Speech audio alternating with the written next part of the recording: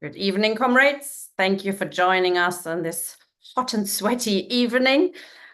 Tonight in our Communist Culture Club, we're looking at two issues. First of all, football, and then Shakespeare. Not quite related, but I'm sure both will be really interesting sessions. Now, if you're like me, and perhaps you are, football, I'm trying to stay away from it, to be honest, especially the Euros. I try to stay away from it. From the nationalism, I cannot stand it. And also, it's got a bit of sexism going on. Like, if you're not, apparently it only is coming home if the men win something. So the women's victory 2 years ago doesn't really count, which I thought was a bit off. So we're looking at the issue from a different perspective tonight. And we've got with us Carl, who's got a political point of view and sees football as an arena of the class struggle. And I thought that's a really good counter viewpoint on the sort of football we've been seeing the last few weeks non-stop. Welcome, Carl. I'm going to show some pictures while you're talking. So off you go. Thanks, Tina. Firstly, I'd like to say I'm aware of some of the quality of some of the academics and authors and Marxists that have appeared on this forum. So my imposter syndrome's looming large as a roofer from a council estate. But I'm also aware of a talk that took place recently in regards to capitalism and sport. So I'll try not to be too repetitive, but obviously there will be a bit of crossover in the subjects that we're talking to. But I do come at the question from a slightly different angle, in that my main proposition is that football has developed alongside capitalism, and as the different periods of capitalist development have been reflected in the game of football itself, the clashes and antagonisms that have taken place from the earliest stages of football right up until today, in many respects, can be understood as having a class nature. And in addition to that, a culture has developed around football between fans and a wider society. And those antagonisms and clashes manifest themselves through that culture, and vice versa. Issues that society are facing can be expressed by fans in stadiums or in wider movements. And unfortunately, I think we'll see that the right wing have been able to colonise that culture better than the left have. They've been successful in engineering a space within that culture to harness their ideas and disseminate their ideas into football fan culture. So the talk will be loosely in three sections: a brief history of the game and some of them early clashes that developed between players, supporters, and the authorities. How the right wing have already understood that culture and the usefulness of in engaging with it. And finish with a few ideas about how we can, on the left, get our asses in gear and maybe start to challenge the right on that front. And at the end, I hope we can share a few ideas on firstly whether that's a viable alternative, whether it's worthwhile doing, and then how we do that. So the definitive origins of the game are disputed. The Aztecs and 3rd century China all have games involving a ball of some sort. The Aboriginal Australians, before the white settlers arrived, had a game that involved a ball of some sort. But the game, perhaps not entirely recognisable, but that most closely linked to what we see as football today, probably has its origins in around about the 12th century. And this game, which was called folkball, would have been a team game, usually played between neighbouring towns and villages, with the purpose of transporting a pig's bladder to a marker in the opposing team's town or village. And it would have been increasingly violent and incredibly violent. There's records of punching, scratching, kicking, clubbing, even stabbings with swords that took place during these games. So completely different to the game we recognise today in that regard, depending on which team you support. There were no clearly defined regulations, no referee, no limit to the amount of people that could have taken part, no limit on the area. Some matches went across several miles, lasting hours, even days. So if we place ourselves in that period in time, the anticipation that was leading up to some of them games, you know, the excitement, fear, trepidation, nervousness, you know, we can only assume there that a feeling of comradeship would have developed, you know, an us and them mentality, and that would have developed within the towns that were competing in these games. But then also over time, a sort of inter-community respect would have developed between people that played the game. And attempts to ban the game at this time would have only intensified that feeling of us and them. When you look into the structure of the time, the feudal structure and then early capitalist structure, these antagonisms and clashes would have taken a class nature. Those looking to ban the game would have included the landowners whose land was being used and in their view, trespassed upon. There's a recorded incident of a man once drowning because they'd set up a game with the sole intention of wrecking the dikes that were being used to drain the fens here in the east of England. And others that made up what would have constituted authority in those days would have been drawn from the gentry and the ruling classes. And they would have been aware of the potential danger in letting the masses come together in this way and letting them feelings of solidarity and us versus them develop.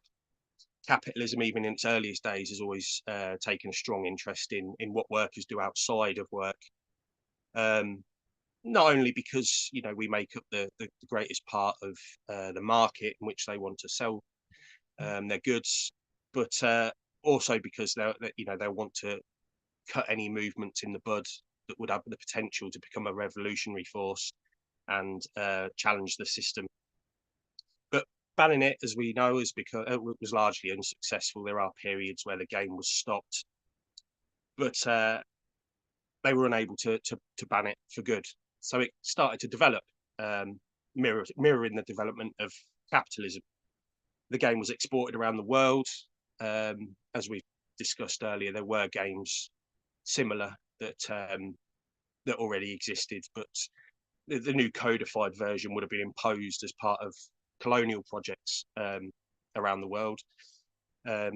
Neoliberalism would have been reflected in the game through the introduction of markets and privatization of clubs and leagues, private ownership of grounds and facilities, and then the big business ownership of clubs, which led to them being used as assets, possibly to be stripped, to make incredible amounts of money from as it started to develop into an industry.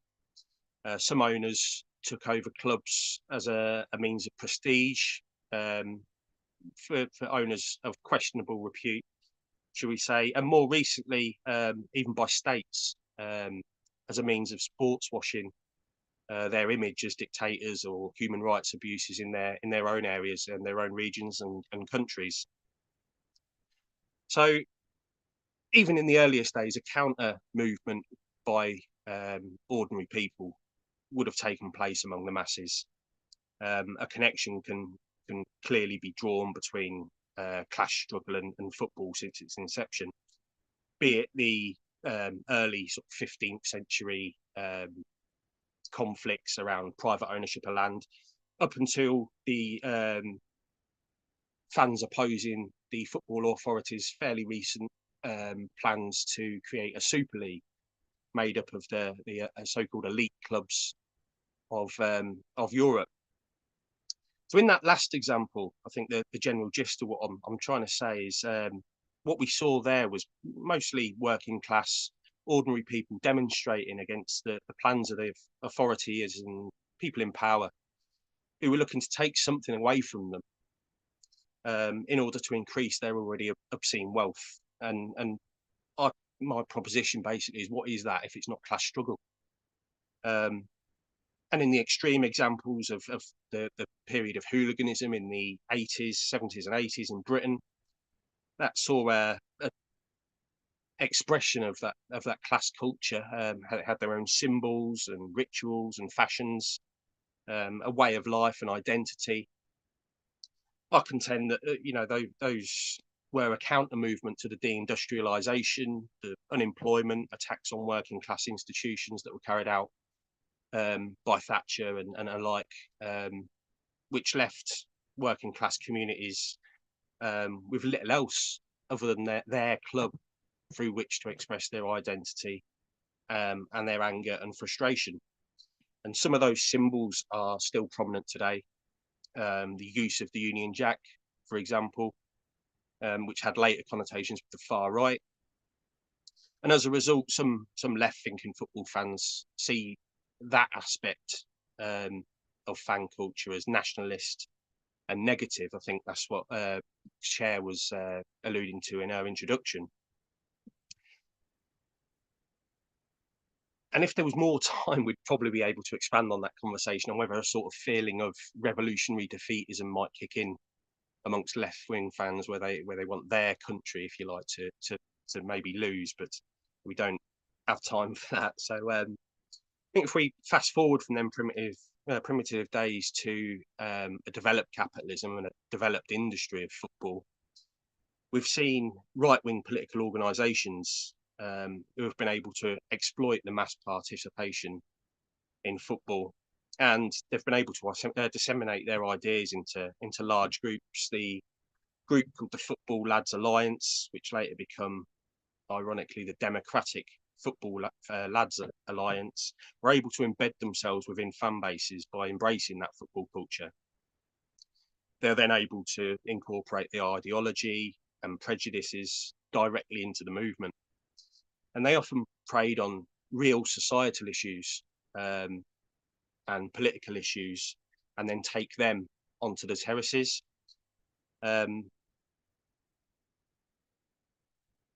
These groups invariably are linked to political organisations such as UKIP, the English Defence League. In the 70s and 80s, it was National Front and the BNP, and they found fertile ground for recruitment. That's where we see the hangover of the symbols that used to be what express national pride have now become linked with those far right movements. But it's not a new tactic. It's something that they've learned from past examples of far right, fascist, racist regimes and people in power using football in order to expand their ideas. Most obvious will probably be the Roman hierarchy using gladiatorial fights and animal hunts to ingratiate themselves with the masses. But when looking at football specifically, the best example would probably be Mussolini in Italy. As a former journalist, he understood the important nature of shaping class consciousness, and he did this with football in the 1920s and 30s in order to reshape public consciousness and make it look on fascism, his fascist regime, favourably. Through propaganda, he was able to foment nationalist sentiment by associating it with the sporting success of the team. Italy won the 1934 and 1938 World Cups, and the football in the 36 Olympics. People older than me may be able to say that this was on merit of pure sporting ability. But Mussolini took those chances with that anyway. It's widely claimed that he influenced the sporting bodies, the organising institutions and the referees to guarantee that he got that success. And given fascism's tendency towards undemocratic control of administrative bodies, it's hard to argue that didn't take place. In the 1938 final, it's believed that he gave a talk to the players and demanded that the team win or die.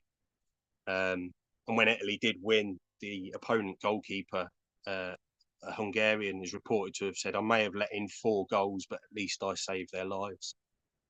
And what he was able to do so successfully was to take what he was achieving in football back into wider society. The team wore a black kit to resemble the colours of fascism.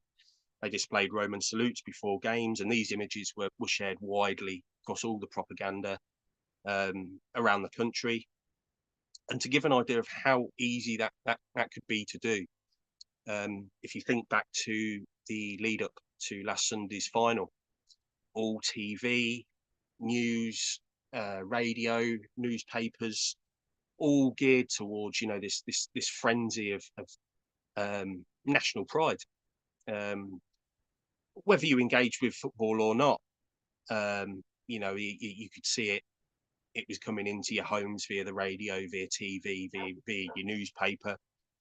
So whether you weren't involved in football, it was hard not to be taken in with this. And you can see how easy that could have, with a slightest little push, been pushed towards more nationalism rather than national pride. Hitler also used this tactic, most prominently in the 36 Berlin Olympics, to promote his fascist regime on the world stage. Sporting success was portrayed as resulting from discipline and power, and that's easy to then filter that through to other aspects of life and create justification for the acceptance of fascist ideas. Here in Britain, the idea of discipline and power shows why some of the elite public schools favoured playing football for their students before it split into the 2 codes of rugby and football. Some would argue it split because a public school boy cheated and picked up the ball and ran with it, but I'm sure the rugby fans amongst you will tell me that that's just a historical myth. Franco did likewise in Spain. He cultivated and increased divisions that already existed in the lead up to the civil war there. He took the tactic of favouring certain teams and demonising others in order to put forward his ideas in a positive light. He picked Real Madrid. I don't think he was even a fan of football, but he understood that this was a route to large numbers of people that watch the game. There's other examples that I'm sure listeners will be able to point to and see for themselves. In today's political leadership, you've got Bolsonaro in Brazil, Erdogan in Turkey. All of these look for endorsement from leading players. We've seen photos of them in their election campaigns with the best players from their countries. They're just as important as some of the business leaders that they have their pictures taken with. And if you're on social media, you'll see that every time that England score, it is quickly accompanied by politicians in ill-fitting football tops, showing just how with the masses they really are, cheering and celebrating the goals. Starmer, often referred to in the papers of him playing football and supporting Arsenal and England. And as an example of how it flows the other way, current England manager or ex-England manager now, Gareth Southgate, got embroiled in political matters. The one that springs to mind will be the players taking the knee to show their support against racism. This was seized upon by the right wing as being woke, and it gained an echo within the fans, within the fan base, because they populated that area up to now, so are able to put across their feelings on that in their way. Now, there's some on the left that think pastimes like football are designed to, or at least allowed by the ruling class, sort of bread and circuses trick of letting us engage in these, to oppress any sort of demonstrating or protest, and that way, it becomes a distraction. We shouldn't have anything to do with it. We should be concentrating fully on the route towards revolution. But whether that's true or not, I think's a little bit irrelevant, really, because the fact is, football's watched by millions and attended by millions across the world. It creates a passion and devotion that is equal to religion in a lot of places. It's passed down through generations and goes right to the heart of communities around the world. So when I see fans campaigning against ticket prices, I see ordinary people demanding higher wages and demanding an end to the profiteering of big business when they're protesting against takeovers of their club. What's that if not fighting for more democratic control? When they take over the clubs themselves, is that not just a community form of working class control and organisation? Supporters clubs, they're trade unions, aren't they, for the fans? When fans are complaining about the thousands that died, the thousands of migrant labour workers that died building sports stadiums for a country that has a litany of human rights abuses, I see that as a fight for workers' rights and international solidarity. So there are, if you think about it, very few concerns that are faced by football fans, either directly or indirectly, which couldn't be addressed by the minimum demands of a socialist or communist organisation. So there are fan groups such as those of Rayo Vallecano in Spain, St. Pauli in Germany, Celtic in Scotland, who have a fan base with left-wing or progressive ideologies. They're not perfect. And some of them have actually formal constitutions for the fans with left-wing or socialist ideas incorporated into them, and they're dominant within their clubs. Some have to fight fascist organisations in the streets or on the terraces, and have managed to combine their communities with the football club on that basis.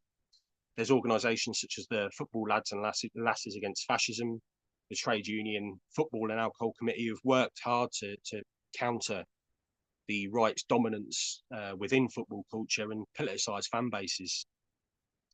So there is potential to organise within football fans, within football culture. We've seen how easy it spills out into wider society. So we wouldn't be closing ourselves off in any way to a number of people, even though that is, we are talking about millions around the world. So I'll end by saying, I know sometimes it can be hard for people when they're seeing drunken louts throwing plastic chairs around some town centre somewhere during a major tournament, but you might not see the sort of revolutionary potential that has. But the right wing have, they've seen how that can be used and harnessed for their purposes. So I think the least that we can do on the left is give that a go. So I think I'll leave it there. I hope it can generate a bit of discussion around the ideas of whether football is an arena for politics and how the left organise within that. Thank you. Thank you very much, Carl. Yes, it is. And I want to apologize for my slightly Philistine introduction. It's just the nationalism of, international sports event, I think is a bit much sometimes. But yes, I totally agree. I think like all questions that are important to the working class, we have to take it seriously. Like we have to take religion seriously as Marxists. We have to have answers for it, etc. And you said it is a bit like religion, but I do actually think there is, whereas religion will probably in a future socialist society will wither away, really. If if we know everything, we know that's the moon, that's the stars, there's no God, etc. That probably will wither away. I don't think the same can be said for sports. We just maybe democratize it a bit more. And I just want to know your thoughts on that. For example, you mentioned really the lefty groups. And there's a really good book. I think it's the wrong way around now, but it's called The Roaring Red Front. It's a really good book about sort of most left-wing clubs around the world. I can really recommend it. It's really highly interesting. But sort of in a sort of near future, I mean, in the past we had things like the Workers' Olympics, and we had an opening by Ben Lewis on this a few months ago, where there's still countries being represented, but it's done in a much more sort of fraternal way, and you don't have the flag shagging and stuff, and you have it in a more fraternal way, and the audience got involved, etc. How do you see it in a sort of near to far future? How would sport be conducted in a more sort of socialistic way, perhaps? Yeah, again, I think if we were to look at football as we would anything else, as communists, anybody that studies communism knows that for a period there will be a crossover from capitalist society. So we would have to use some of the institutions and things that already exist within capitalism. So the same could be with the football clubs. If we go in from the fan base, from the bottom up, and reorganize them, if it comes to restructuring leagues, I don't think at the present time we'd be able to set up an alternative league while the current leagues, etc., exist. I think that'd be like looking at the unions.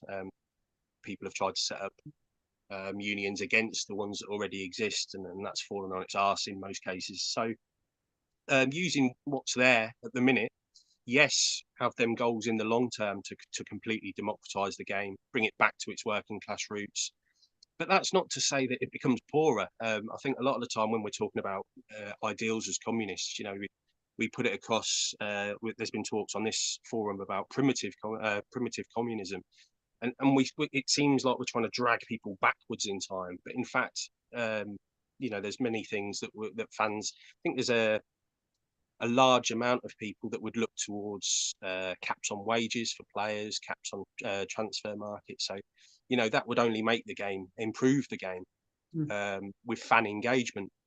So I think using the institutions that are there currently, as well as working towards, like you say, the examples of the Workers' Olympics and such, that could be used to further the game, because as you say, it's not going away.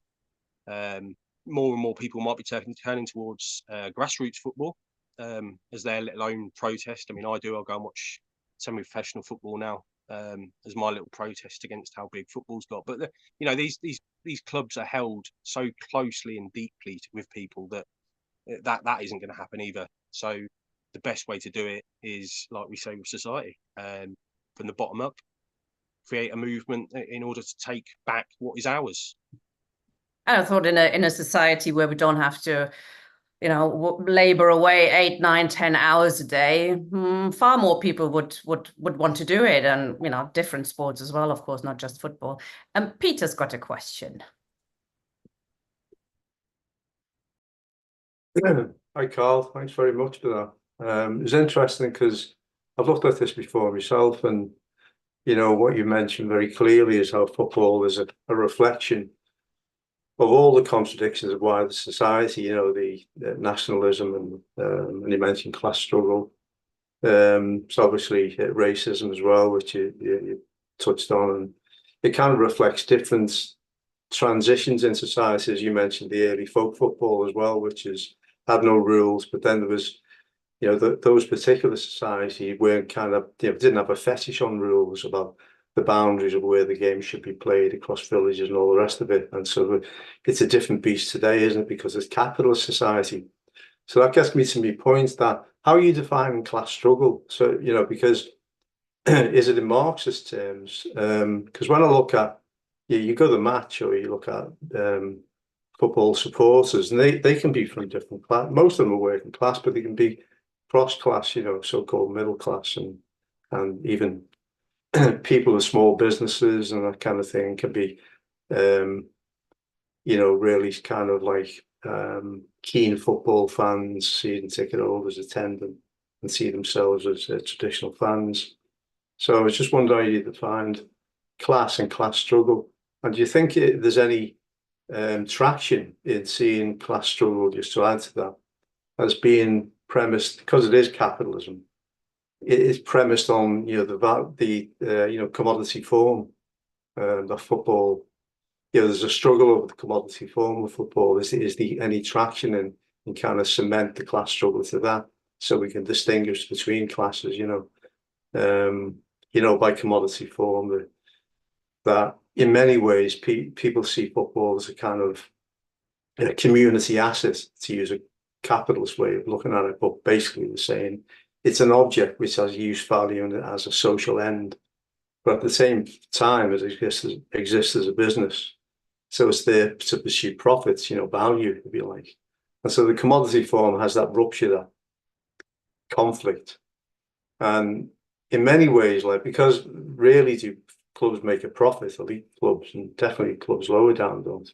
They rely on, the kind of transfer of money down the system, if possible, from the EPL to survive, or do rely on fans bailing them out. So, but even at elite level, they really make a profit, and even the owners say they're not owners really. The kind of moral agents, the custodians, and the fans believe that they're the real owners. So it is a funny old business, and that reflects itself in it being a funny old commodity. And maybe that's the traction we need to develop a class analysis out of that. So just ask your opinion of that. Thanks, Peter. That's all we've got time for in terms of questions on this issue. So do you want to reply to Peter? Thank you. Yeah, excellent points. And I urge people to go back and watch the session that Peter contributed to. He makes some excellent points, really starting at the basis of as he's touched on there, how we view things. So, this would come down to opinion, how you interpret, as you said, what constitutes a class. If we really wanted to have a macro look at it, you could say, you were making examples of small shopkeepers and stuff that go and watch football and might stand next to you. And when you're looking at a revolutionary movement, that middle strata has a choice to make, doesn't it? Does it fall in line behind the ruling class, or does it join with the upsurge and revolutionary movement? And through the ages, we've seen different middle stratas have made different choices. But with football, as you said, it's such a weird thing in that it is, if you like, viewed as a commodity. And people do view it as theirs and part of their communities. We've seen heroic struggles from communities taking back their clubs, dragging it back in to a capitalist model. Now, imagine if we were able to revolutionise fans to bring that back as being really theirs. Like you said, these so-called owners, they might be football fans, might be from the area, might have been watching the club forever, but it's that model in which they want to run the club. And they're going to help, even if they've got the best interests at heart, even if they're socialists themselves, they're going to need that push. They're going to need that nudge. And that starts with us, as you say, owning the clubs, maybe on a capitalist basis, but then transitioning that, like we will try and transition society in a revolutionary wave. So I think the way I was looking at class struggle was basically, from the feudal origins, those that were trying to ban and those that were trying to stop and those that were trying to punish people would have been from that strata of society. They would have been the ruling class. And there's an argument about how much that's blurred over time. I would say not much. They might look different, sound different, but there's still that ruling class that pull the strings, and that's the same as in football. Thank you very much, Carl. Excellent presentation. I hope you enjoyed that, all comrades. We're now moving on to Shakespeare. And this is a three-part series that our comrade Luke Prodomu is presenting, preparing. Tonight, the first of three parts. As I said, it's on looking at Shakespeare and war and revolution. The comrade is a bit in poor health, so what I'll do is we've actually recorded the introduction before, and I'm going to show it now. And he's in the audience and can answer some questions after the session. So it's a really good introduction. So welcome to this session on a Marxist approach to Shakespeare. Thank you all for coming along. There we are, there's our topic. And we're going to focus on a particular aspect of this fascinating topic, I hope you'll agree. And today, the first of what I hope might be a series of webinars, we'll be focusing on Shakespeare, war and revolution, from what I hope is at least a quasi-Marxist perspective. So those are our topics for today. War and revolution, and how Shakespeare presents these still, I believe, relevant topics to us today. And to go straight into it, we're going to ask, is Shakespeare still relevant today? And to help me answer this question, I want you to think about one speech from Shakespeare that you know or like. Maybe it's your favorite speech. It doesn't matter what. I would just like you to think about this. And then I'll show you my favorite speech from Shakespeare. And today we'll begin to answer the question, is Shakespeare still relevant today from the point of view of this particular group? So are you thinking? I hope so. Okay. Famous speeches, you may come up with to be or not to be, or never a borrower or a lender be, whatever, it doesn't matter. Well, my favorite speech, which I'm going to take as an example, is this one from King Lear. And as we listen to it, I'm going to shut up and just play it for you with a video clip. And bear in mind, I'm going to come back to this question. Is Shakespeare still relevant today from our point of view? Poor naked wretches, wheresoe'er you are, that bide the pelting of this pitiless storm, how shall your houseless heads, and unfed sides, your looped and windowed raggedness, defend you from seasons such as these? Oh, I have ta'en too little care of this. Take physic, pomp. Expose thyself to feel what wretches feel, that thou mayst shake the superflux to them, and show the heavens more just. Let the superfluous and lust-dieted man that slaves your ordinance, that will not see because he does not feel your power quickly. So distribution should undo excess, and each man have enough. Okay, a couple of questions. Are there issues here which are still relevant today? And which of these issues remain unresolved today? Don't worry too much about the detail. I've highlighted some of the main points for you because the text can be a little bit difficult at times.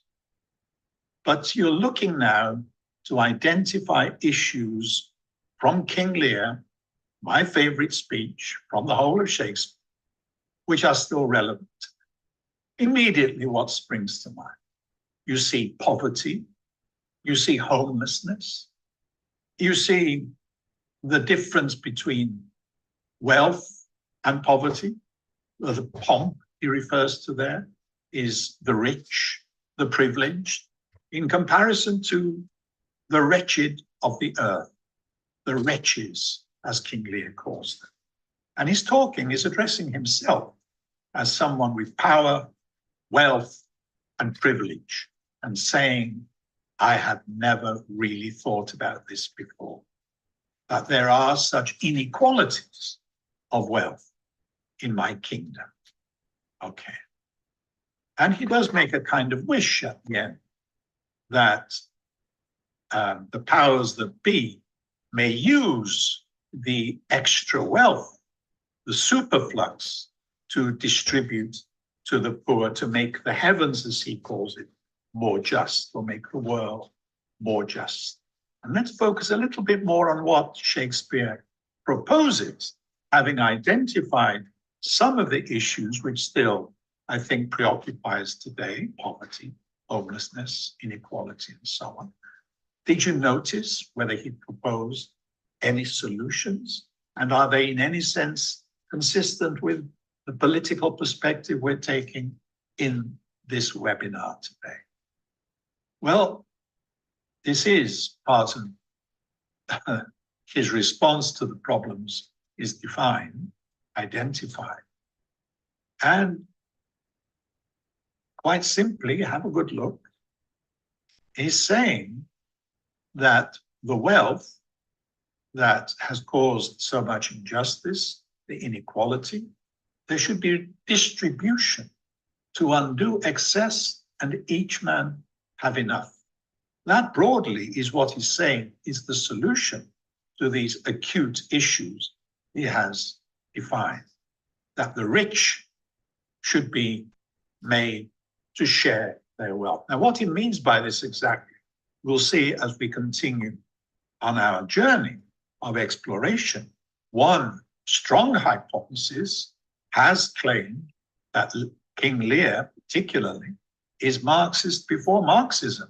And this distribution should undo excess, and each man have enough, can be interpreted in that sense. But is that what Shakespeare means? Has he gone that far? Well, to get closer to answering this question, I want us to stand back, paradoxically, and look more generally at what Shakespeare writes about most of the time. And I want you to now to think of the topics that come up again and again in Shakespeare's plays. One way we can do this is for me to ask you to think of what the most common noun is in Shakespeare's plays. This might give us a clue as to the kind of issues that preoccupy Shakespeare. And we'll take this as a starting point. So think about topics that come up again and again.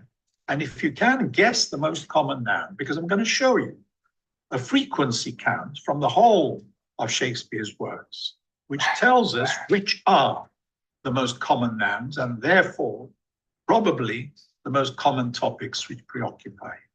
Are you thinking of your noun? Make a guess. And here is what the computer has told me, looking at the whole of Shakespeare's works. This word cloud gives us a good idea of what issue Shakespeare comes back to again and again. And as you probably know, the bigger the word is in this word cloud, the more frequent the reference is to this word or this topic in Shakespeare's work. So you can identify, if you said, I think he talks a lot about love, well, you were right, it's there, of course.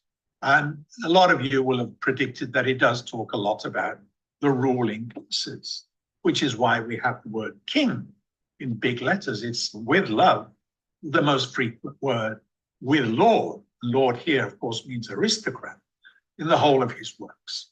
We could look at other details here, but that gives us a starting point. I mean, there's power there, you see. Power comes into it a lot. Queen, of course, comes into it. But the main focus I'm going to take as a starting point is the power of the aristocracy, the power of the elite in Shakespeare. And to begin with the base, with the material reality, what exactly did royalty, the aristocracy, the nobility, and the landed gentry, what role did they play? How much of the wealth did they actually control compared to the commoners, the ordinary people? And here I want you to try and guess the number which is missing in the blank there. It's the historical background, the economic background. And England was ruled, as we are told, by the royalty and nobility and the gentry at a local level. And they comprised about how much percent of the families that control the vast majority of them? Have you guessed right? Let's see. Well, it's a mere 2%. So there we have evidence of a gross inequality in Shakespeare's time. That's the background, or some of it, to the plays. On an ideological level, the next level in Marxist terms, superstructure, this was one way in which people saw their world, their worldview in Elizabethan times, the so-called great chain of being. And I want you to give me a word, or think of a word, an adjective, which describes the way this society is organized. You see, we have God at the top with the angels, and then we have the monarch, the leading aristocrat, then the nobles, the aristocracy, the church, the clergy, then the gentlemen who may have some land. At the bottom of the pile, with the animals, the plants, and the minerals, we have the commoners, the ordinary people. And that's, I hope, it gives you food for thought. Okay. We'll explore what this means in practice as we look at Shakespeare's texts more closely. But I'm going to go to the bottom of the pile, the commoners. Another word Shakespeare uses for the commoners is the multitude. What about the workers, I'm asking here? And I want to just have a look more closely at how Shakespeare sees the people. He was supposed to be a man of the people himself, if he is the man from Stratford. But how does he describe the people time and time again? Again, in the complete works of Shakespeare, I'm going to show you the adjectives which Shakespeare uses about the ordinary, poor people of Elizabethan England. See if you can guess some of those adjectives as I show you what the computer has generated. Well, there you are. You have a good look, and again, the bigger the word is, the more frequent is its use in the texts. And most of them, you see, have something in common, these adjectives, positive or negative. I would say they look pretty negative to me. And barbarous is pretty harsh. Rude is huge, and rude here does not mean impolite. It means something more like crude, vulgar. Bold doesn't really mean anything positive. It probably means having too much cheek, being rash and reckless in Shakespearean English, ignorant, heedless, and so on. The great multitude, that merely means there's a lot of them. But you can see what I mean. It's a very negative view of the people if we look at the work as a whole. And we're going to focus more closely on particular plays very briefly. We've already looked at King Lear. I wonder if you know these plays. Some of you will.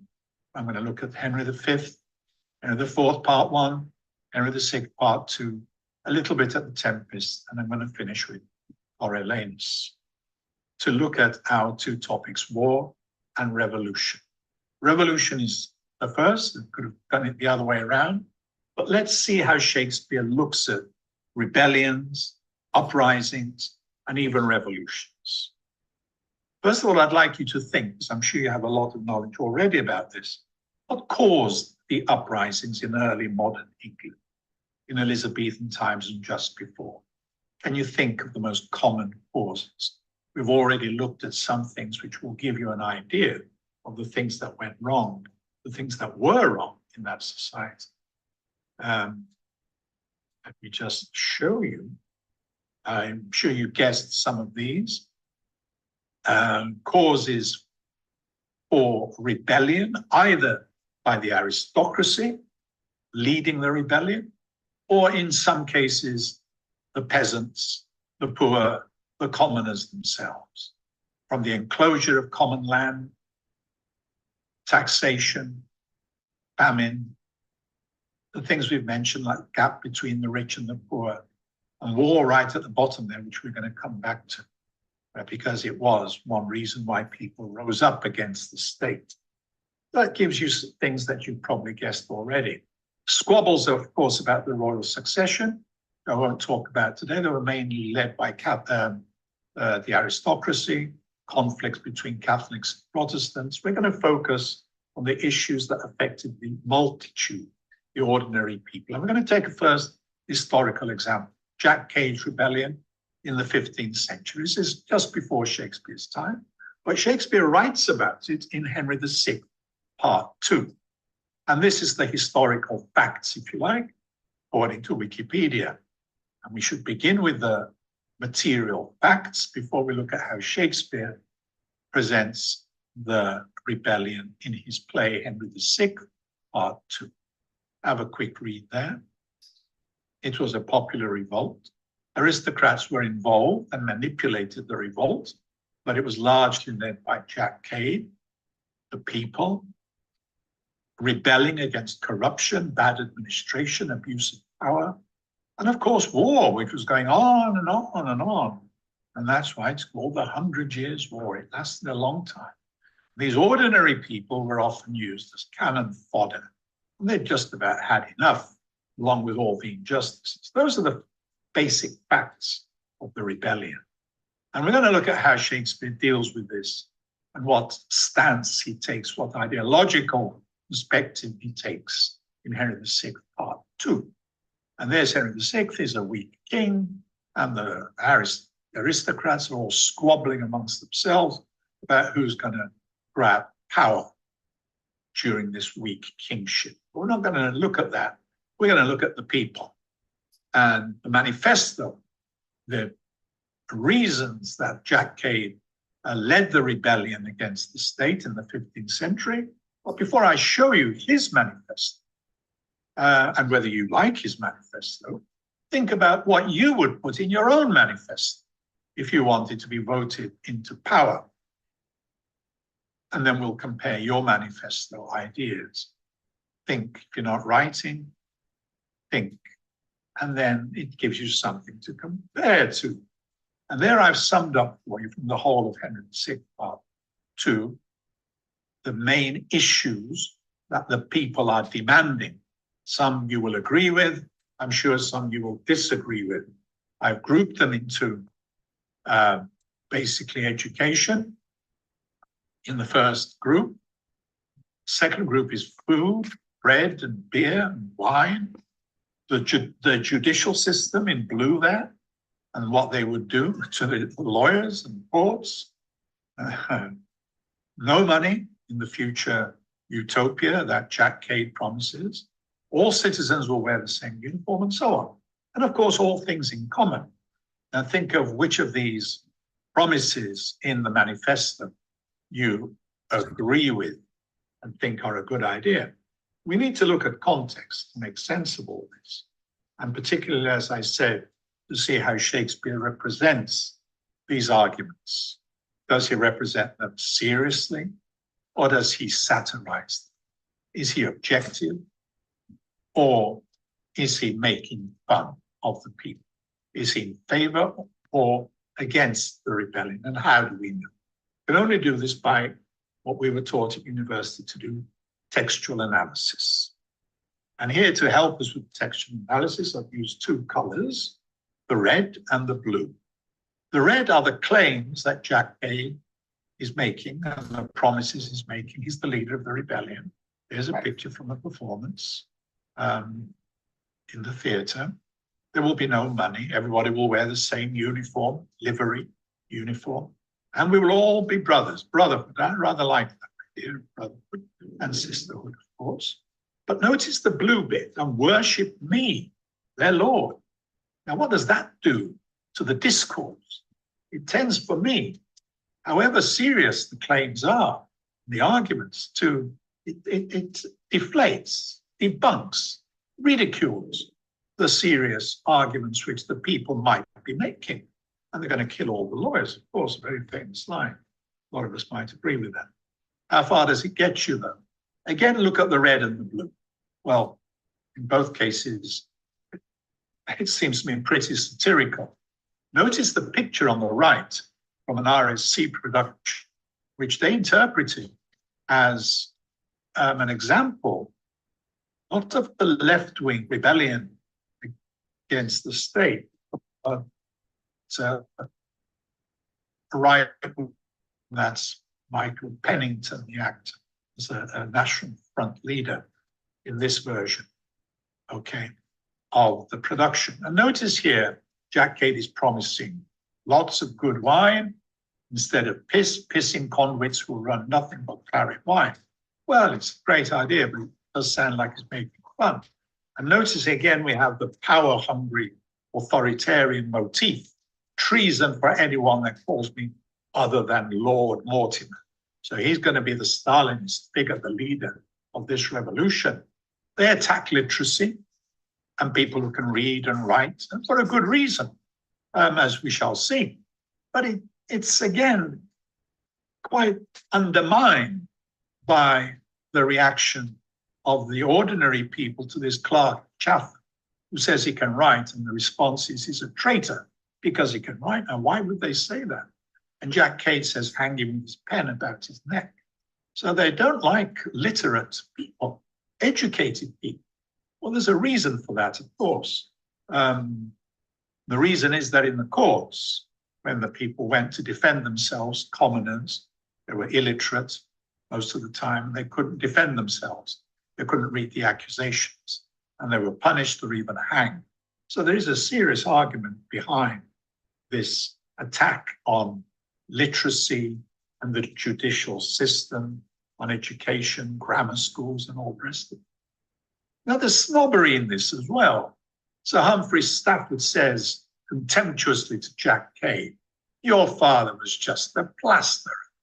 Well, he's meaning to ridicule Jack Cade and make him look ridiculous and useless. But Jack Cade gives a quick and interesting response. What do you make of his response? Adam was a gardener. Why does he say that? What does it mean?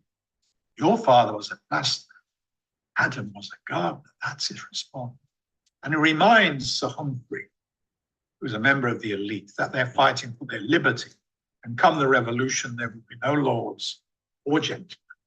Some of you may have recognized the quotation about Adam and Eve from the previous great rebellion, the Peasants' Revolt in 1381, when John Ball, who was one of the leaders, intellectuals, if you like, of the Peasants' Revolt, made this famous statement, which some of you will know. When Adam delved and Eve span, who was then the gentleman? What does that mean? It means we were all born equal, a bit like Rousseau. But everywhere we are in chains because by nature we were created alike. And the bondage and the servitude has been created, imposed on us by naughty men. So that's from the Peasants' Revolt. But it brings us back to Jack Cade and his rebellion.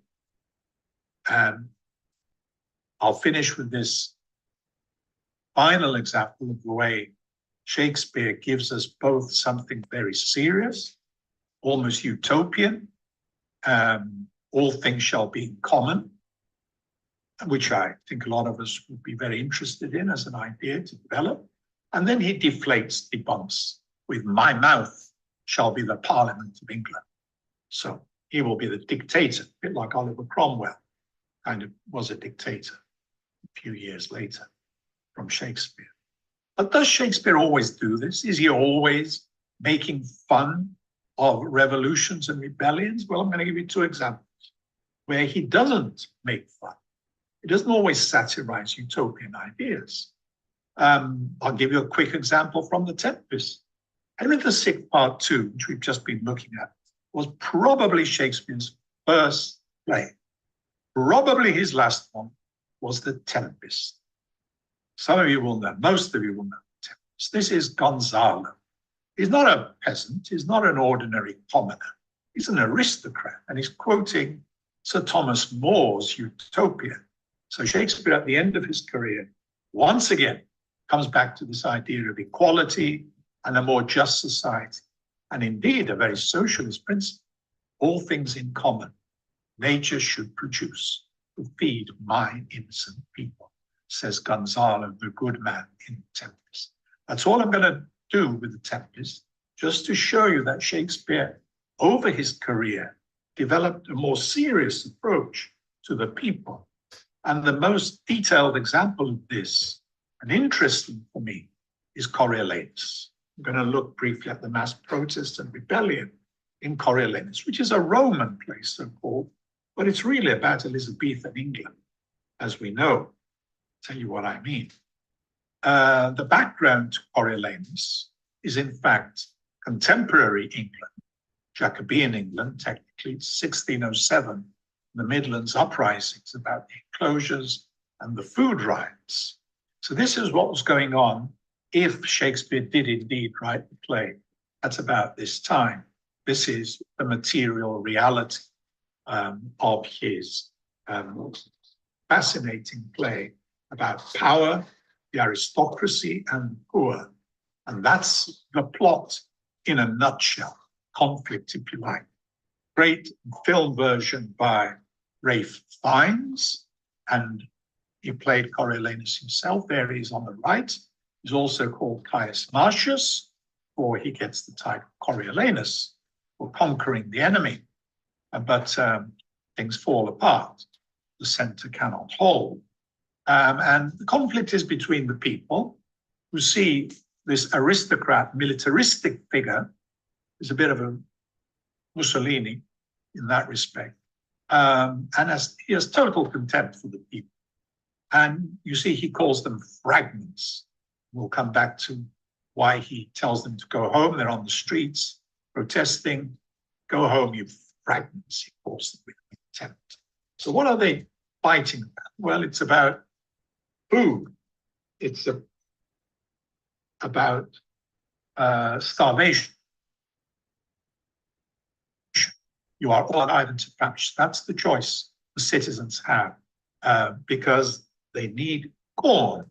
There is a shortage of corn, there is hoarding of corn, and they have to fight for a good price for corn. And there are echoes of King Lear here in the arguments that the citizen develops. And I think the argument is presented without that satirical strain that we saw in Henry VI, Part 2. The arguments are very coherent and very reasonable, you see.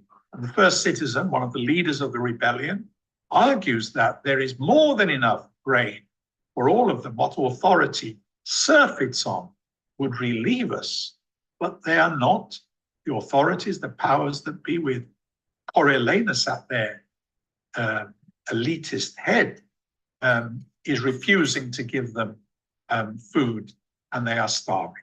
This is the argument. The superfluity, echoes of King Lear there, the word surfeit and superfluity. And they think we are too dear. They don't think we're worth saving. They're saving money. They're actually gaining, as the citizens said. They're profiting. Our misery is a gain to them. But the multitude are not stupid here. They have very good arguments. As I say, the multitude has its head screwed on here. Let us revenge this with our pikes, ere we become rakes. I love the pun, rakes. Let's fight. We don't want to starve to death. And Shakespeare and the citizen point out that they are rebelling for reasons of hunger for bread, not for revenge. So this is a more positive presentation of the people. And the arguments go on. And they include laws, the legal system now, the judicial system. They say that people argue is making laws which are against the people and in favor of the aristocracy. Edicts for usury, money lending at exorbitant interest rates, which they can't afford to pay, and acts, statutes, acts, laws which favor the rich, and statutes which are against the poor.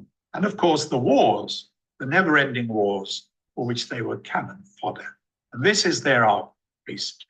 And Shakespeare presents it almost seriously. And the aristocrats even know that the peasants are telling the truth. Menenius, another aristocrat talking to his mate Coriolanus, says what they want is corn at their own rates, whereas, as they say correctly, the city is well stored. So why doesn't Coriolanus, this militaristic hero figure, a very ambiguous hero, why doesn't he give them food?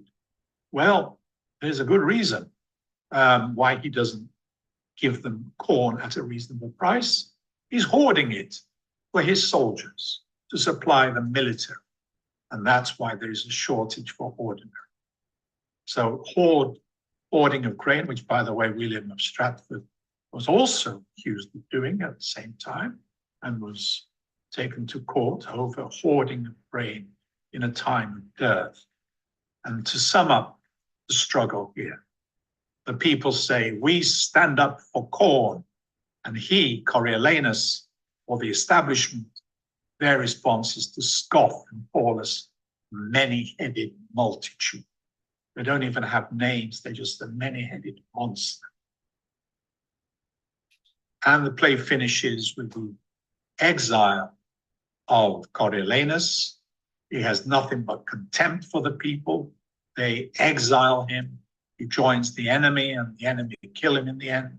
And he says contemptuously, get home, you fragments, you common cry of curs of dogs, whose breath I hate. Nothing but contempt. He despises them, despises Rome, and he joins the enemy. There is a world elsewhere. The world he goes to is where he will be treated as a hero, but amongst the enemies of the people of Rome. So what do the words fragment and curs tell us about Coriolanus and how he sees the citizen? Well, we have to go back to the ideology of the time, or one of the ideological frameworks that we saw at the beginning, to see the significance of this. That's the society we saw at the beginning, the ideological framework. And you notice fragments links the commoners with objects. They're objectified, they're reified, if you like. They're down there with the animals, the curs, the dogs, and the minerals, the rocks and stones, fragments. That's what they are. So we have no time to waste. We have to say something about war and then bring two topics together. So Shakespeare and war. How does Shakespeare perceive war? Again, I've looked at the frequency of the adjectives Shakespeare uses about war, and we'll find some interesting contradictions. Can you guess how he describes war? Which adjectives he uses to describe war? And what does this tell us? We're going to see something which on the one hand is predictable. War is bloody, civil. That's civil war, of course. Cruel, deadly, ruthless, savage, and so on. A pretty bleak picture. There are some words which clash them. Words like noble, words like brave. I suppose if you look at the broader context, you will find that Shakespeare does see war in a contradictory way. But I'm going to focus on the role of the ordinary people once again, and take a quotation from Marx, which explains war in modern times, at least, as the imperial competition between states, commercial competition, the industrialization, which drove the states to compete and self kind of destroy each other. And of course, the innocent victims, the ordinary people who had to go to war for the commercial and industrial interests of the state. That's a basically Marxist view of war. We'll look at the slaughter of the innocents that Marx refers to and what it still means today. Let's go to Henry IV, part 2. This is the king on the left, Henry IV, who came to power by a coup, by actually assassinating his predecessor, Richard II. On the right is his son, Prince Hal, the future Henry V. That's the background. And now the king is giving his son, the successor to the throne, advice about war. What advice can you guess the king is giving his son?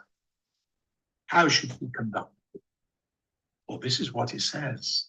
My Harry, they're both called Harry, beat thy cause to busy giddy minds with foreign quarrels.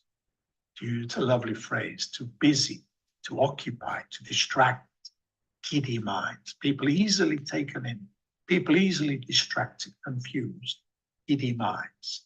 domestic problems can be diverted by initiating foreign wars, foreign quarrels. That's the advice he gives. Is it still advice that is relevant today in modern day politics?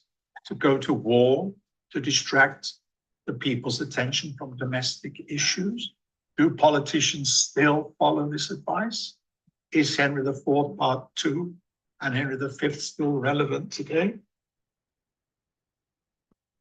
Well, here's a slightly old headline, which confirms the hypothesis. The Falklands War is often considered as, amongst other things, a distraction to save Margaret Thatcher's political skin. Very unpopular at the time of the Falklands War, and after the war, her popularity rocketed, and she won the next elections. So there's an example which suggests that Henry IV is giving advice to his son about using war as a diversion, which is still relevant, coming right up to date. We notice Netanyahu using war as a distraction, apart from the war in Palestine, which, of course, is delaying his facing up to justice for corruption charges. He's also using the Iranian threat, the possibility of war with Iran, to distract people's attention. So Shakespeare seems still to be relevant. Well, where does he get all this from? The most influential political theorist of the Renaissance was an Italian, and you guess who it was?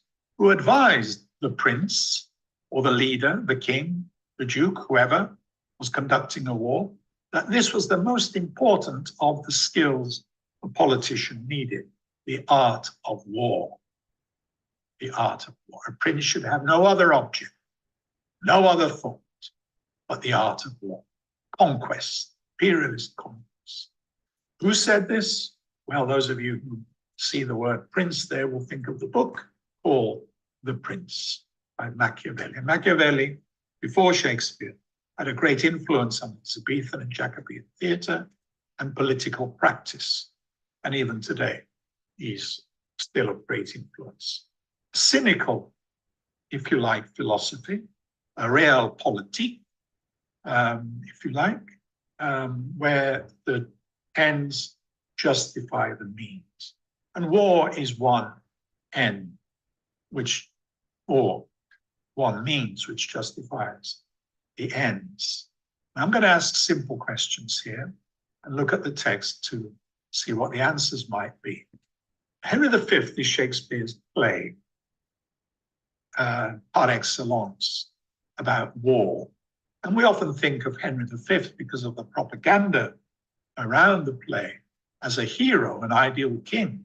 Is Henry V, the former Prince Hal that we saw. He's in power now, and he's putting his father's advice into practice, going to war with France on a jump pretext. And on the right, we have another point of view about the same king, with Kenneth Branagh as the king, whereas Laurence Olivier's version is the one that became useful in the Second World War to rouse the people patriotically to fight against Nazism. But it presents the king as quite heroic, as we shall see. But there's more to it than that. So that's my question. An ideal king, a hero, or a butcher when he goes to war? Henry's army, let's look at his army. Is it humane? We often hear today about the humanity of the IDF, the Israeli Defense Forces. What is the role of mercy and pity in the French campaign conducted by Henry V? Well, the answer is very simple. He tells the people of Harfleur in France that if they don't give in to his demands and allow him to conquer France and Harfleur, the gates of mercy shall be all shut up. And his soldiers will just go berserk, hard of heart, in liberty of bloody hand. They'll mow like grass your fresh, fair virgins and your flowering infants. The slaughter of mothers and children is what Henry V is threatening the people of Harfleur with. if they don't give in to his demands. But they're not just idle threats. He actually, sadly, goes ahead with some of this barbaric approach to war. I'm going to show you a modern headline, and I want you to match the headline with an extract from a speech from the same day, Henry V. The headline is about Israel and Palestine. There it is, and an Israeli politician tells us that the children of Gaza have brought this upon themselves in this genocidal war. What about Shakespeare? What does he have to say about this? Well, this is what he puts into the mouth of Henry V. Can you see the words there which match the headline of the Israeli general who says the people of Palestine have themselves to blame?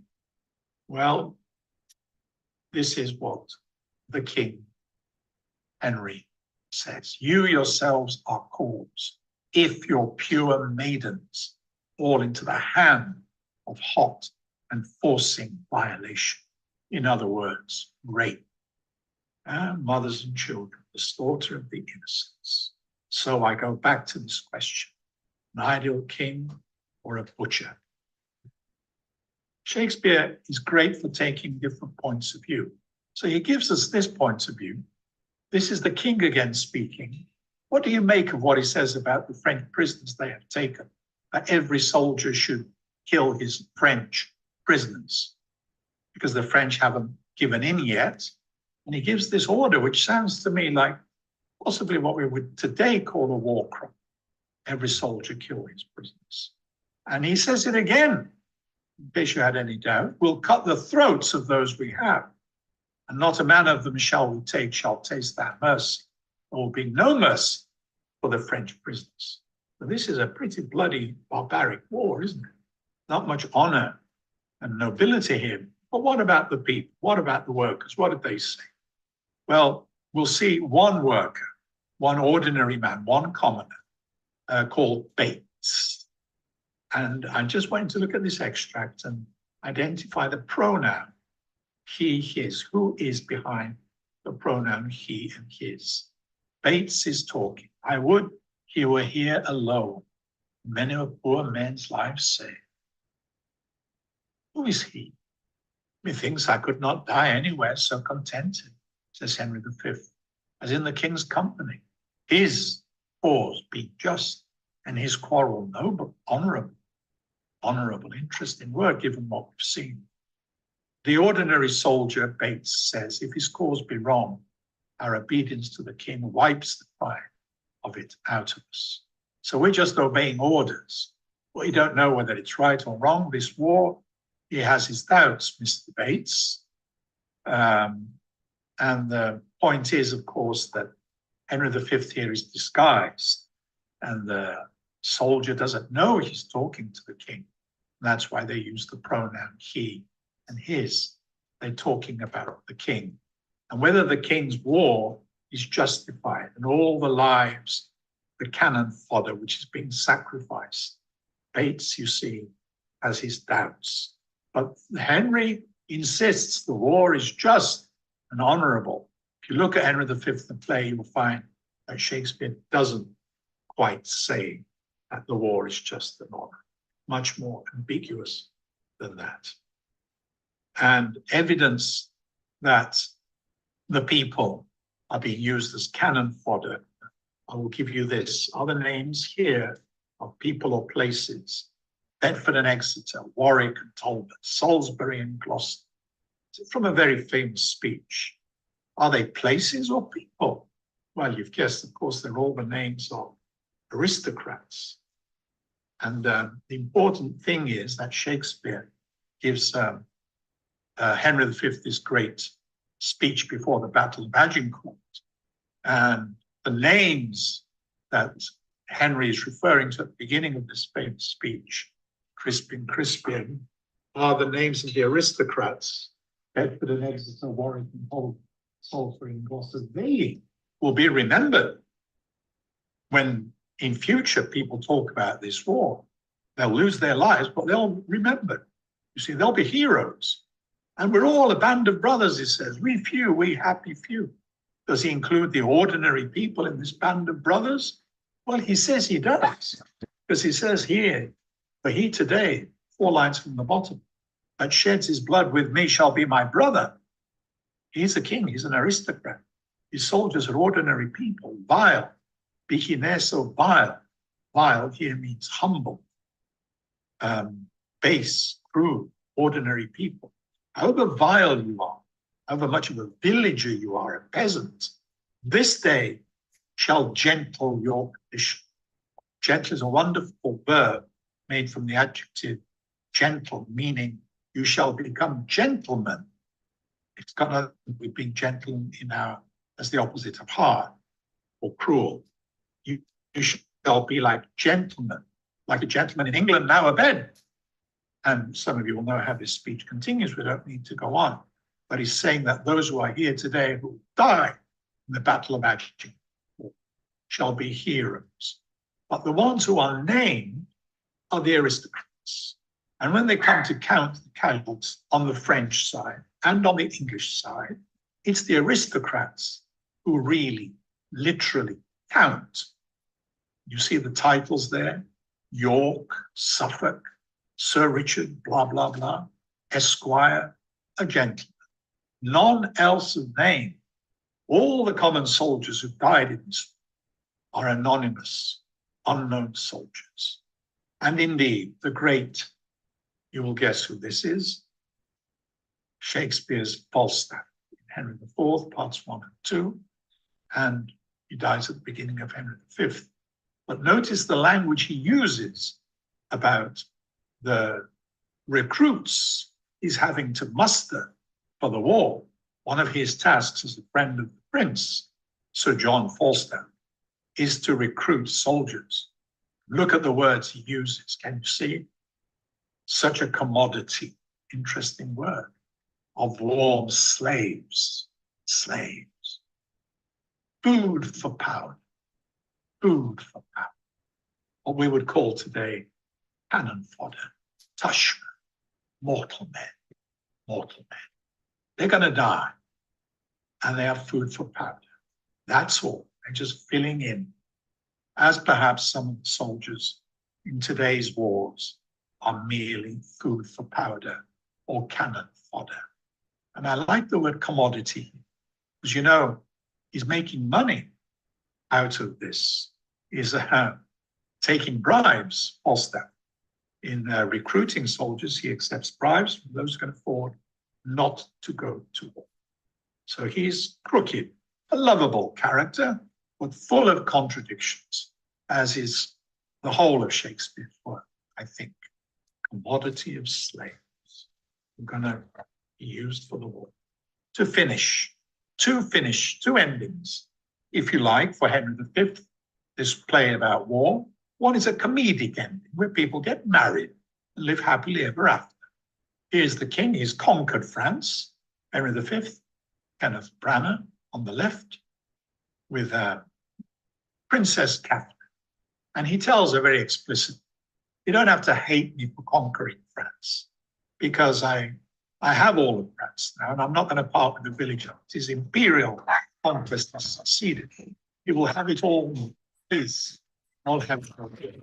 So you, princes, I'll have you as well. You shall be, you know, my possession too, along with my other conquests, whether she likes it or not. I will end the main presentation before we come to discussion topics on this wonderful speech from Henry V about the virtues of peace. I'll shut up because I've talked a lot and let you just enjoy this vision of another world. Another world is possible, both for the rich, but particularly the poor, whose lives have been wasted, the slaughter of the innocents, and their lives used as cannon fodder. But Shakespeare gives us a very powerful speech. I call it a hymn to peace, from the same play as where we've seen the barbarous presentation of war. Just listen to this as a vision of another world is possible. In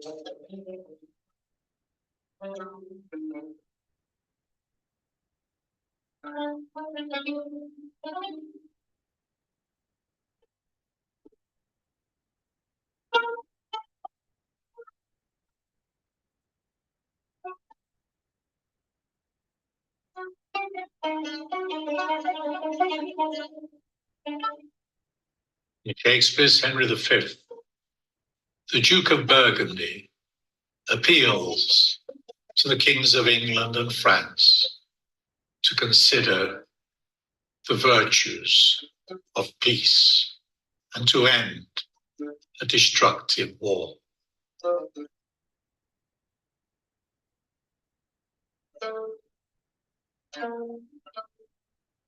I demand, before this royal view, what rub or what impediment there is, why that the naked, poor, and mangled peace, dear nurse of arts, plenties, and joyful births, should not in this best garden of the world, our fertile France, put up her lovely visage.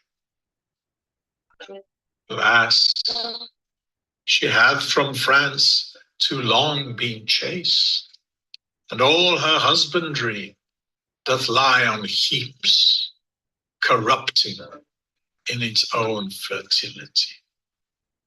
And as our vineyards, fallows, meads, and hedges, defective in their natures, grow to wildness, even so our houses and ourselves and children have lost, or do not learn for want of time, the sciences that should become our country, but grow like savages, as soldiers will, that nothing do but meditate on blood.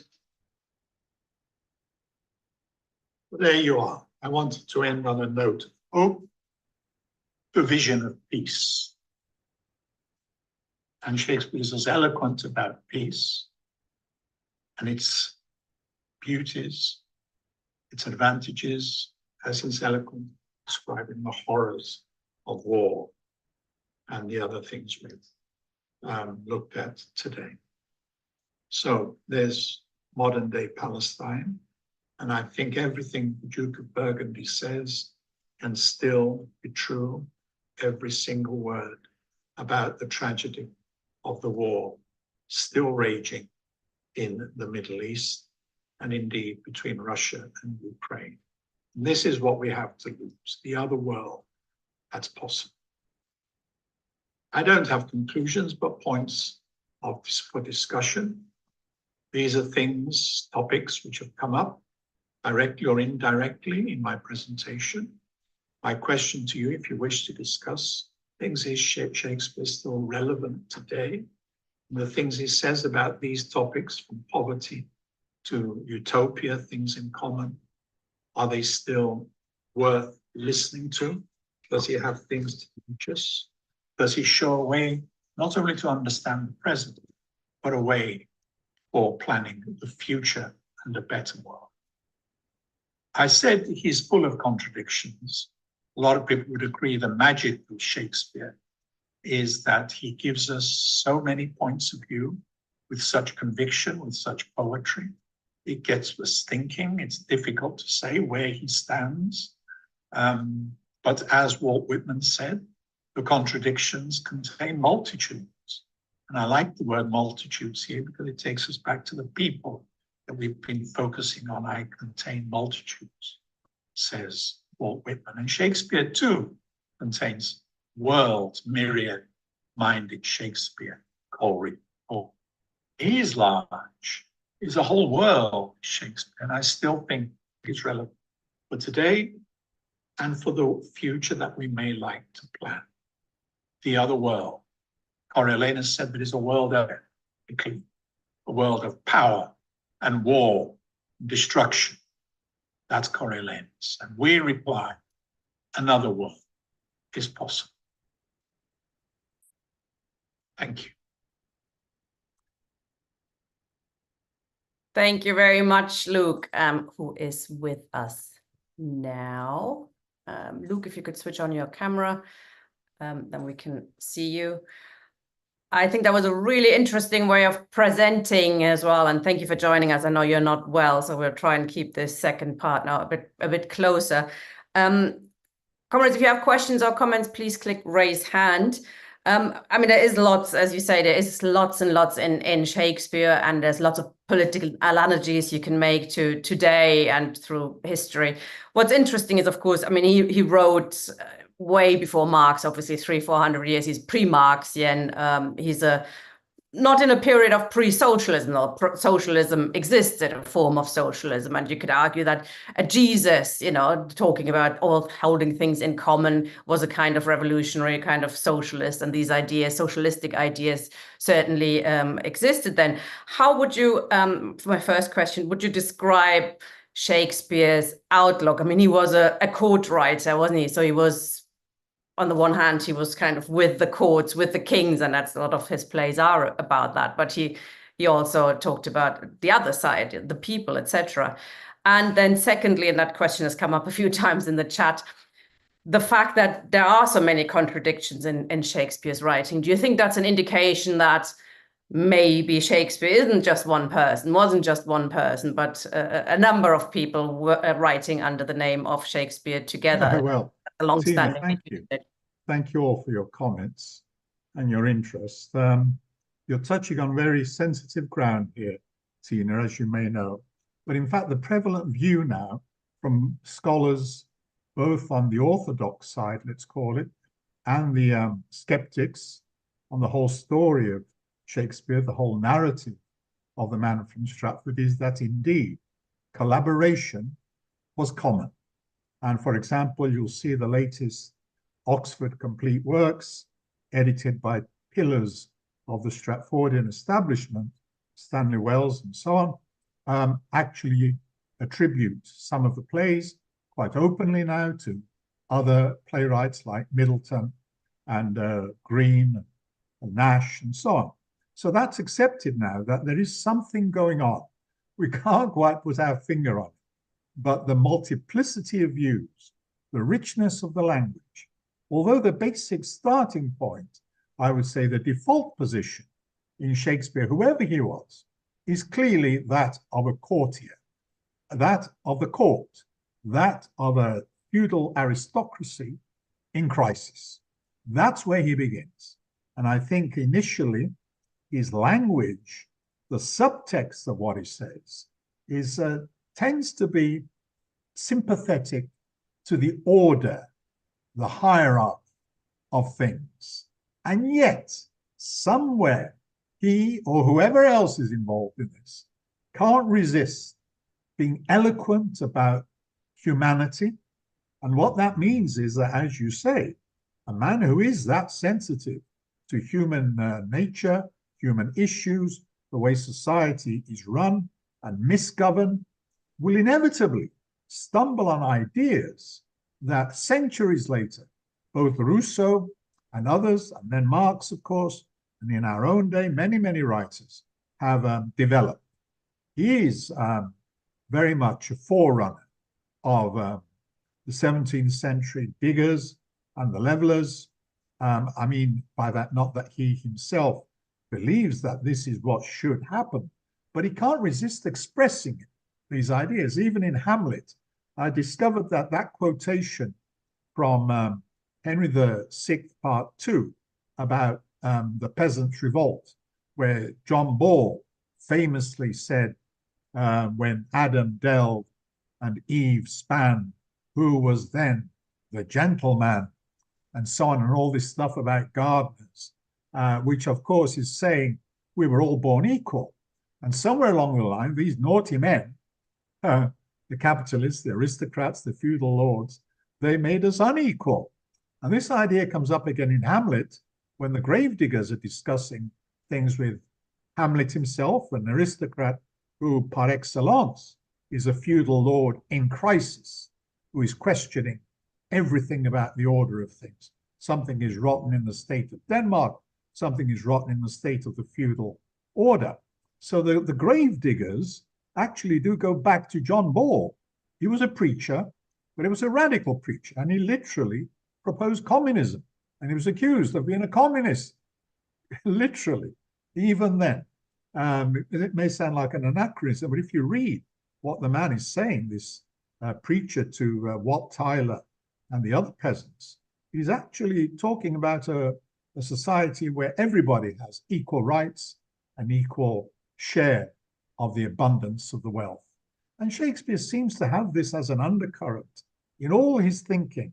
And when he gives you those wonderful speeches about peace and all the other virtues that humanity is capable of, he seems to see these things with a clarity which Marx envied. And of course, Marx worshipped Shakespeare, as did all his family, his daughter particularly. And he's about as fanatical Shakespeare as I am. And there are other reasons. In the second part, I actually talk about the plays he most discusses in his work, which are specifically Timon of Athens, in Capital, and The Merchant of Venice, which he comes back to again and again. And of course, it's all about money, and it's all about the growth of capitalism from feudalism. So he has a particular interest and a love for Shakespeare. I don't know, it's difficult to give an answer. As you've probably realized, I'm skeptical about the official narrative, and I think we should be, about Shakespeare from Stratford, the way he's been commodified, the way he's been deified, and people cease to see him critically as a man belonging to his own era, and not necessarily an individual genius, but a collaborator on his work, particularly his plays. I wouldn't say that about the poetry, but the plays definitely have concrete evidence of collaboration and a multiplicity of perspectives, which I think is what is unique, along with his incredible power with language. It leaves you speechless, you know, his insight both into our humanity and his power to express this in the most unique language, you know, you're ever likely to come across in the English language, at least. Yeah, I'll stop there. Thank you, Luke. We've got a couple of questions. I know you're, we don't want to extend this meeting too much, but Steve, go ahead. Yes, that was a really interesting, really great talk. And it's one of those talks where when it's ended, you want to know some more, really. I think you're left thinking, let's hear some more. So, you know, I don't know. I wouldn't really like to make comments on Shakespeare because I don't feel I know enough about it. Like most people, you know, I've been to many of his plays and read some of his plays, obviously. But the connection that it made with me was that, funnily enough, was when you were talking about Jack Cade, because the funny thing was that in this election, we produced a manifesto, as you talked about, a manifesto of the Commonwealth of England. And it goes back to saying, you know, that the 1,000 years of history of struggle between the Crown and the Commons. And that struggle between the Crown and the Commons, since 1066, in fact, goes right the way through all those examples that you gave. And in the first part of it, up until the middle of the 17th century, when you have the actual Commonwealth being established, and then we get the redesigning of the Crown becomes something else.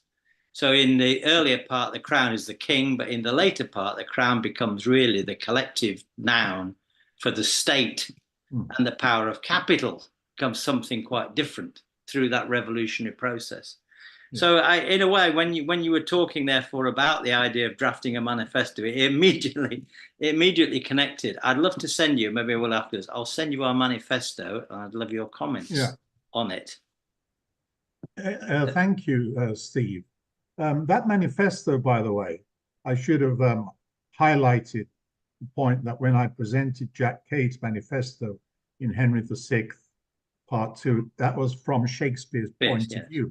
Yeah. If you look at the historical manifesto, it's actually much more grounded, much more socially aware and political, and all the ridiculous stuff that he chucked in, off Shakespeare, whoever he was, that, as I said, debunked and ridiculed the revolution, and it was an attempt to overthrow the government, in effect. Actually was Shakespeare distorting history. Yeah. And there's a lot to discuss about the Shakespeare uses and abuses the historical facts to promote a particular point of view. Yeah. And it's not just broadly a feudal point of view with a sympathy for a feudal aristocracy in crisis, but a particular, well, it all leads up to the Tudors, as you know. He becomes a propagandist for the Tudor monarchs and for Elizabeth and all the rest of it, and the succession to the throne. He does take sides. And it's all very odd why the man from Stratford would do all of this, why he would spend play after play exploring matters of governance, of royalty, of the succession. I find it very puzzling but fascinating. Perhaps we'll never know. But the fact is the texts are there and they're incredibly rich. But we have to be critical. I think critical thinking is relevant. And when you deify Shakespeare and commodify him, as the Stratford industry has done, people cease to be critical. I mean, the more we connect him with his own time, the more we can see that he takes a very ideological point of view. Not always, but sometimes he can't help taking everybody's point of view. But he comes down, as I called it, the default position, and the way he distorts history. For example, give another example, Gaunt. There's the Duke of Gaunt in Richard II, who's presented as a good guy, one of the good guys. He was actually the richest man in the land. And the Peasants' Revolt, or Jack? Burnt his palace down, didn't they? That actually, yes, he was the enemy. He was a really ruthless, Well, the Strand, I think his palace swear was. words about him. But he wasn't a nice man. He was the most powerful, the richest man in the kingdom. And Shakespeare in Richard II presents him as the victim of Richard II's, stupidity, his greed, his ruthlessness. They were both two, barons who were greedy and ruthless and elitist. And Shakespeare does distort history to present a sympathetic point of view for or against a particular side. But as I say, his genius is that he cannot resist articulating different aspects of humanity. That's why Coleridge called him myriad-minded Shakespeare. I think he can't help himself, and that's the great thing. I mean, T.S. Eliot, in his personal life, was a reactionary, anti-Semite, and all the rest of it, authoritarian kind of person. And yet his poetry tells you a different story. And it's the same with many poets, many creative people. Do you agree with what I'm saying, that it's one thing to take them superficially as a personality, and yet we remember them not so much for their personality. And about Shakespeare, we know nothing, absolutely nothing about his personality. We remember them for their work, which is because it's good poetry, because it's good theatre, will enrich us and will challenge us and encourage us to be critical and not complacent. Thank you, Luke. Oh, sorry, You're Steve, are you still talking? I've muted you. I just want to make a quick comment, obviously, to the people on, just to say that obviously he's talking about the class struggle of his time, and he's got two audiences, really. He's got the popular audience that also feel it from one side, and then he's got the people in charge who he has to keep on side as well, I guess. So maybe that's why he's takes the view towards Jack Cade, is to say those good things at the same time as saying, oh, he'll just be the Stalin, he'll betray you, he just wants to be the king instead of the king, Again, history helps us, and it's important to realize that he was essentially a court playwright. His plays began their life in the Inns of Court and in Elizabeth's court, in the universities and then they went to the Globe, then they went to the people. He's often presented, you see, because of the Stratford narrative, as this man of the people who wrote for the Globe and reflected the interests of the people. Well, if you look at Hamlet, there is no way that is a play that would appeal to the, to the populace. It's an incredibly complex intellectual play. I'm not saying they weren't capable of understanding it, but there is evidence that he was a court playwright initially. And then in edited form, this is in a book by Richard Dutton called Shakespeare Court Playwright, who's a serious scholar, which says we can see evidence that the plays were initially written for the pleasure of the Queen and the courtiers who get all the in-jokes. And there are a lot of in-jokes, and they're often at the expense of courtiers. We see this in Twelfth Night, and only courtiers would know what the joke was about Malvolio, for example. You see what I mean? So there's a lot of evidence that it's good to start with the assumption that he's writing for a privileged audience, he's reflecting their ideology, and he takes it to the people and he makes fun of the people. Hamlet, if you look at Hamlet and what he says to the players and the way he mocks the crowd for their ignorance and inability to understand serious stuff in his plays, and just like a good clown, he's pretty contemptuous of the people's ability to appreciate his own work. If you take Hamlet as a kind of spokesperson, as the voice of the author, which many people do on both sides of the debate. Anyway, there's a lot. I mean, Hamlet in its original form, Steve, lasts 4 hours. The public theatres lasted a couple of hours. The 2 hours traffic of our stage, we are told, at the beginning of Romeo and Juliet. So who did he write those 4 hours for? It was 4 hours of Hamlet. If you play the whole thing, as Branagh did in the film version of his film, he played the whole thing, and it's a 4 hour almost length play, full of incredibly, obscure philosophical references to, intellectual currents of the time, and particularly infighting in the court, the squabbles within the court. And he's constantly going back to the importance of escaping the corruption of the court. This is where he becomes interesting. And he often sends his characters away from the corrupt court and its infighting and all the rest of it, to the Forest of Arden, to, Midsummer Night's Dream. They're all going, to the forest there, Illyria. It's always somewhere different, an alternative to the corruption of the official state. So whoever it is an insider with an insider's perspective of the state, who is disillusioned with the state and the corruption of politicians. And it's all in King Lear. I mean, King Lear makes this very, very clear when Lear tells Cordelia, let's away to prison. And he'll mock the politicians as they come in and out of power. And he takes a distance, a critical distance from the court that he himself has rejected. And that wonderful speech I began with about the poor and how he's never been aware of his citizens, his subjects suffering. It says a lot about how critical this man was of the established order, and yet he was a part of it as well. And there's the contradiction. We've got a couple more questions from comrades. We're trying to finish by 9, so try to keep it short if you can. That's kind of you if you have to finish, but I'm ready and raring to go. Finish by 9, sorry. Okay. My daughter to bed. John. Right, thanks Tina, thanks Luke. That was great. Just a couple of points I want to make. First, on the earlier contributions on football, and I've been a football fan all my life, and I'll put things in the chat about that. But I think we could have heard a lot more about the fight back.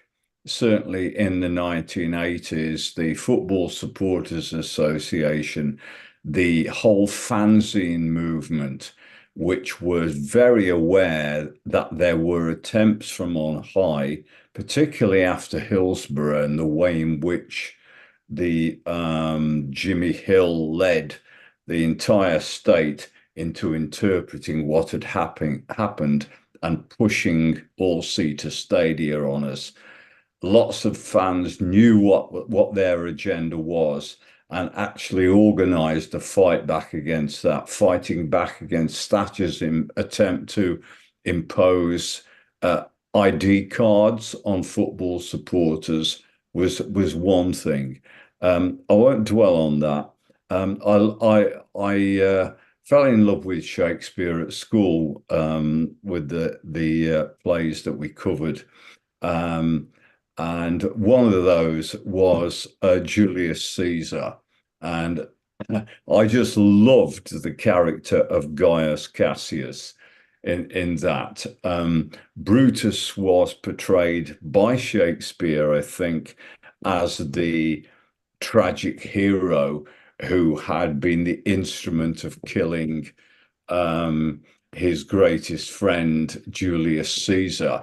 But it was clear to me at that time that Brutus was not an ideological Republican, but Cassius was.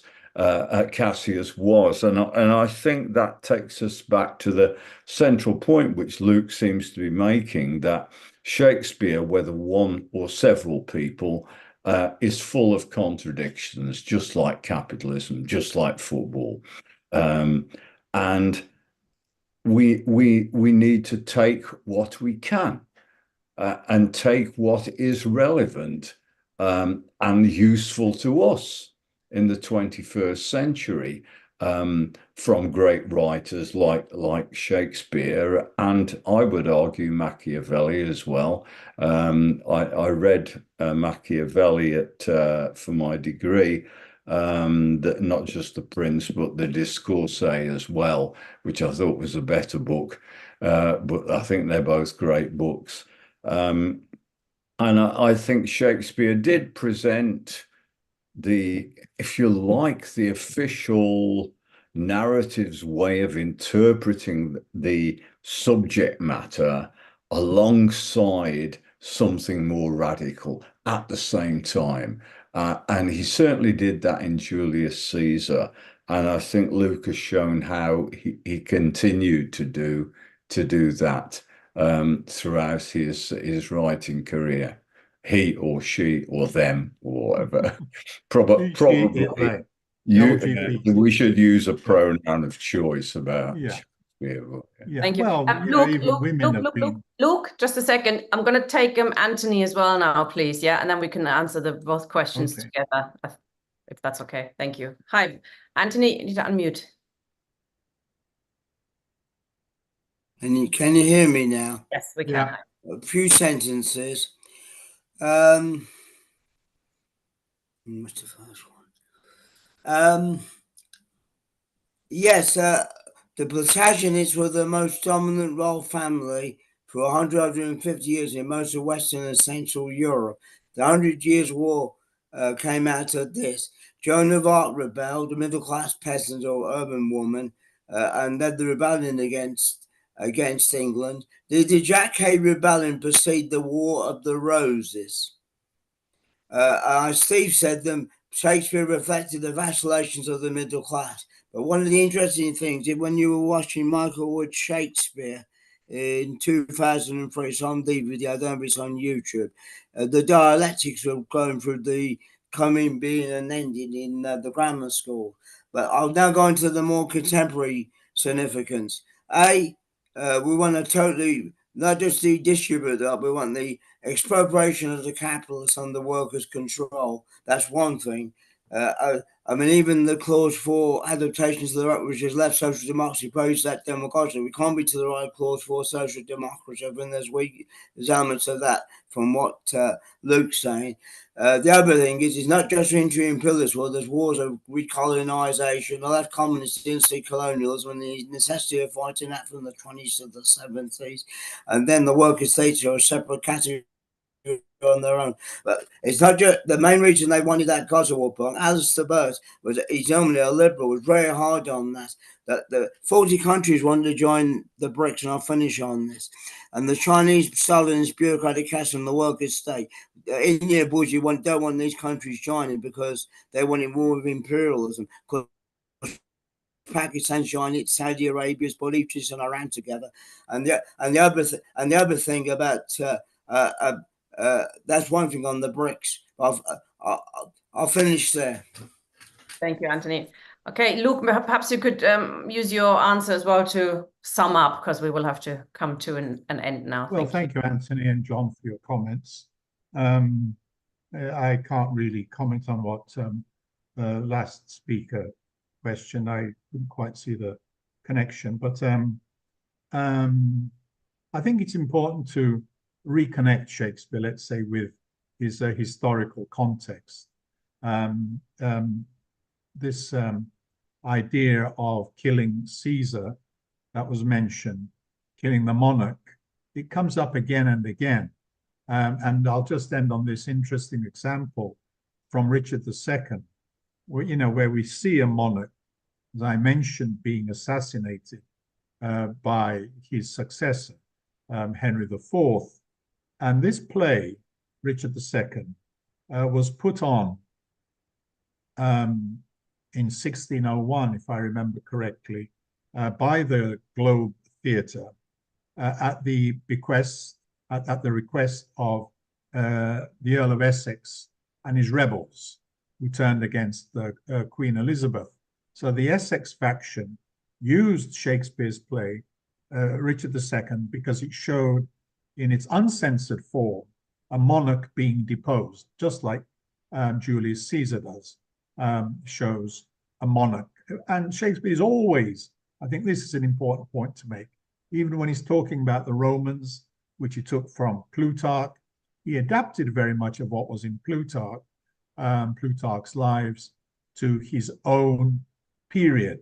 So I would like to end with an appeal for us to see Shakespeare, to recontextualize Shakespeare in the social and political context of his time. And I think he will make even more sense to us and be more useful in our own planning of a better world if we see how he's rooted in the problems of his own time. The Essex example I gave, where, his company, strangely enough, not the man himself, was hauled before the Privy Council, and they had to explain why they allowed their play Richard II to be used as propaganda for the Earl of Essex, who had turned against the Queen. Again, it's the barons squabbling amongst themselves. It's not really about ordinary people. For that, we have to go to Oliver Cromwell, the Levellers and the Diggers, and even go back to John Ball and Wat Tyler and the revolts of John Cade and so on.